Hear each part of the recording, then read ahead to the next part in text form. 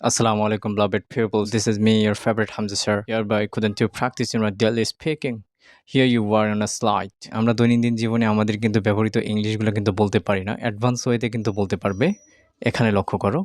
After all কোনো কিছুর ব্যাখ্যা চাওয়ার ক্ষেত্রে আমরা could you please elaborate, do you mean to tell me, এই দুইটা সেন্টেন্স ইউজ করতে পারবো, যেটা অ্যাডভান্স ইংলিশ। পুনরায় জানতে চাওয়ার ক্ষেত্রে আমরা could you please repeat yourself, could you please repeat yourself, what was that, what was that, I'm sorry what, I'm sorry what, এগুলো ব্যবহার করতে পারবো পুনরায় জানতে চাওয়ার ক্ষেত্রে।